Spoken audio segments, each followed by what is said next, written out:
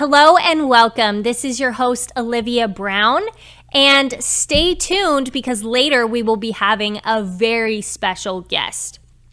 One of the biggest top stories today is about Trump and his message that he put on Truth Social, which is his platform that he has been using instead of Twitter, and been able to have a free flow of his thoughts like we used to have back in the day. So he's been talking more about the raid of his home, and he had previously left out one detail, and he shared with us what really happened on Truth Social.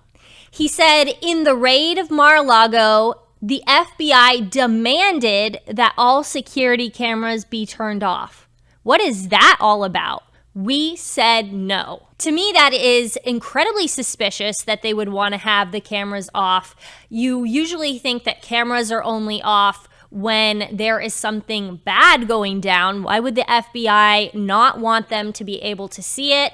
There's been a lot of controversy with Christina Bobb, Trump's lawyer, who said that she couldn't get in during the raid. She had to stay in the parking lot, but at least once they turned the cameras back on, Trump was allowed to see what was going on. Here's more of what Christina Bobb had to say. It's kind of funny. I think the folks in New York, President Trump and his family, probably had a better view than I did because they had the CCTV that they were able to watch. I was stuck in the parking lot there to collect paper and answer questions, but they were actually able to see the whole thing. So they actually have a better idea of what took place inside.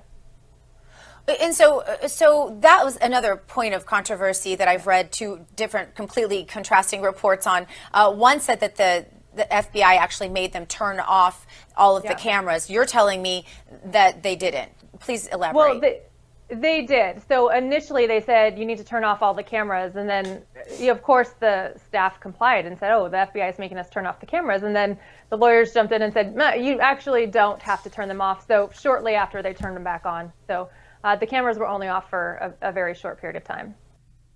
Thankfully, they were able to turn those cameras back on before anything shady went down there during the raid. Down in Texas, we are seeing that a reporter caught a very shocking video of what the Border Patrol was doing with illegal immigrants. And here we can see what there is a group of immigrants here who are at the border waiting to be let in at this gate. And you can see that the National Guard, Texas National Guard, is just kind of standing around, not letting them in, because the Texans and Governor Greg Abbott has had a very different approach to border policies than Biden has.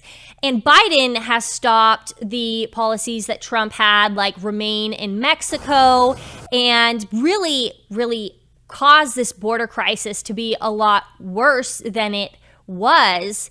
And we've been seeing so many more people be let in. This video here shows that the Border Patrol, they come in and they open it, they get the key, and they let all of the illegal immigrants in. They just let them in to be processed. And it's interesting now that illegal immigrants are actually seeking out Border Patrol because they want to get in quickly, and they don't have to sneak around because it's so easy to get in during the Biden administration. So for context, the Border Patrol is a federal law enforcement agency compared to the Texas law enforcement, which Governor Abbott has been doing the Operation Lone Star, which has helped local sheriffs be able to catch illegal immigrants and work on the state level. Plus, they are continuing to build and construct a new border wall. These are all positive things, but it gets derailed when we have, on the federal level, the immigrants are just being sent on their merry way. And we've been seeing that Abbott has been trying to send immigrants to like Washington, D.C. and New York. And that actually made all the liberal mayors very unhappy and are saying now we need the federal government to step in because we can't deal with all these illegal immigrants. Well, I'm from Arizona, and other people in other border states, now New York knows how we feel. So really, it's interesting to see how this is going to go and this is going to play out. Speaking of the Biden administration, so Kamala Harris's husband recently has come under fire for a move that really put a bad taste in everyone's mouth. He was really basically shopping at Whole Foods, and you won't believe what he did while he was shopping. Let's show this video. Well, it looks like you can add the vice president's husband to the liberal privilege list. New video now showing his motorcade hogging several handicapped parking spots while he leisurely shopped at Whole Foods in Brentwood, California. And when the second gentleman left the upscale supermarket, he even stopped to say hello to his fans. Watch. How you doing, Mr. Emhoff? Very good. Have a great day, sir. And he seemed completely unfazed that his motorcade was clearly blocking those parking spots. Harris, you know, his wife, the vice president, said in August of 2019, when we ensure that every American with disabilities is able to fully participate in our schools, our workplaces, and all aspects of our communities, our country is stronger. I guess her husband doesn't feel the same way. Oh, it's so unfortunate. By the way, I thought it was pretty funny how you call the media the fans. Because that was clearly a scripted moment between him and Mr. Imhoff. But very funny. You know, I think this is one of those just grab the privilege and ride it home, cowboy. Like, I just don't think they think deep enough to something that his wife might have said earlier about, you know, giving an advantage to those who might need it at a time, that sort of thing. I really don't think it was mean-spirited. But it is one other thing that's politically dangerous. It's oblivious. It really is dangerous seeing how that he is really abusing the power that he has to illegally park in handicapped spots. What if a disabled person needed to be there? If I were to do that, then I would be penalized if I was in a disability parking spot without having a placard. So why does this not apply to the Secret Service, to really the elitists? And they're always so politically correct and talking about white privilege, different types of privilege, but really he has the elitist privilege, which we're seeing in DC and the swamp. And really, just like she said, he needs to be really owning that privilege and ride it home, cowboy. Our special guest today is Melissa Levitt, who is a part of and the organizer for the Recount in Kansas for the ballot measure, Value Them Both. Welcome, Melissa. Thank you for having me. I appreciate it. Yeah, so how is it looking in Canvas, this recount that you've been doing? Can you tell us a little bit more about the ballot measure before we get into the specifics about why you're recounting it? Sure, the ballot measure was an abortion amendment. It would essentially have given the power to our legislature to make regulations on abortion within the state. And so it would have actually amended our Constitution. And so ultimately, you know, it was kind of a confusing bill. There was a lot of confusion around it. There was a lot of misinformation and different things happening at the end right before the primary. So that's kind of the gist of the Value Them Both. What is your role in the recount, and what have you been doing to get it started? My role in the recount is just a concerned citizen, essentially. I am an election integrity researcher. And so in Kansas, after every election, there is only 5 days allotted to ask for a recount. And they have stipulations on this, whether you're a candidate or, you know, a voter. And I found out just short of the deadline that I had standing to ask for the recount statewide because it was a state question, essentially. And so I just felt called and had some conversations with some folks that were interested because we saw a county in our state who had a race that was being flipped by the machines. And so when we found out about that, obviously that was a huge deal and a concern. This was a commissioner's race, and that county essentially did locate that error, thank goodness, and they were able to go back and recount, and that race would have been won by the wrong person.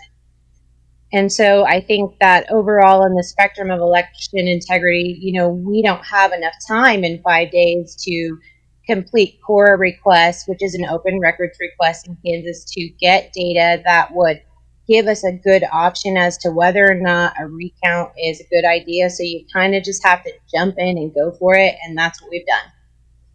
What is the due date that you have to have this recount finished? The recount is supposed to be finished 5 days, and after it's requested, and so that would be Saturday. That's exciting. So what is the goal of this recount, and what will you do if the recount doesn't show what you'd like it to? The goal is to get as much data as we can. In Kansas, we have struggled to verify a lot of the machine reports and things like that. It's generally linked into secrecy of ballot, even though you're not identifiable to your vote once you cast it. And so we've really struggled in Kansas to be able to get clarity on a lot of the questions that we have. And so essentially this is kind of a giant CORA request, which is our right to do as a citizen. And, the thing we're seeing is that votes aren't being counted properly. So we just want to verify that. That's the stance of this. I feel like everyone has the right to know that at the end of the day, the machines are doing the right thing. We don't believe they're even properly certified from the information from HAVA and the federal guidelines. So we have a lot of questions that are just still unanswered here in Kansas. And so we're working diligently to make sure that the elections here are fair and conducted within the guidelines from the federal and state, standards. When we spoke on the phone today, you said that you have been bombarded by calls from the mainstream media, but you have decided not to interview with them. Why did you decide to do an exclusive interview with the Western Journal instead? I think everyone has a right to be represented properly. And I feel like I have a good inkling for people that have good intentions or not. I mean, depending on your beliefs, we're not here to judge anyone on that, but it's just nice to be represented for what our cause is and not what the other media outlets choose their narrative should be. I feel like some of that misrepresentation is deterring people from the actual message and the actual goal here. Transparency is a huge thing, and it's just kind of disheartening how the media can work against people who may not have the intention they portray in their articles. What type of pushback have you been seeing from within the state and nationally? The state's really been very generous and kind to us, and we appreciate that. We haven't had any pushback. It's just this has been the first time this has happened in 30 years. So since the implementation of the use of election machines in our state, no one has hand recounted anything like this. So I feel like it's vital for the state to go through this, in a learning experience. And this is the same for the citizens as well. We're all learning as the days go by what our rights are and how we can operate and make things better for our clerks and for the state and for the citizens. So, there's a lot to it, and I just think it's an awesome opportunity, and we're super, gracious to all the people that have been donating to help us meet our goal and get this done. That was going to be my next question. So I saw that you do have a fundraiser for this. How much money have you raised, and why do you think that people are putting their hard-earned money into donating for this cause in Kansas? I think that the abortion issue strikes the heart of many people, whether you're on one side or the other. And ultimately, I think that election integrity also is doing the same thing. We're just trying to bring transparency to every process, and we want to make sure that everyone's vote totally counted the proper way. And, that's really, really vital to everyone's trust in their elections. And I think it should be welcomed by everyone, no matter what. So the Give Send Go has raised $52,000 so far. We are over, getting really close to halfway through, but we have to get that done by Saturday. We'd like to get it done. And, ultimately the faith people have in God is really a driving force. And this is a big thing for a lot of folks. And we want them to just feel encouraged, to do what they can do in their own area. A lot of people don't even know how to support election integrity. And this is one way they can do that, supporting folks like me who are stepping up to the plate and putting it on the line and bearing that burden. Thank you so much for joining us today, and best of luck with the recount. Thank you. Appreciate you guys. Thank you guys so much for joining us today. We are going to be back this next week, and we are live on Monday, Wednesday, and Thursday, and we will be posting all weekend on social media. Thanks, and tune in.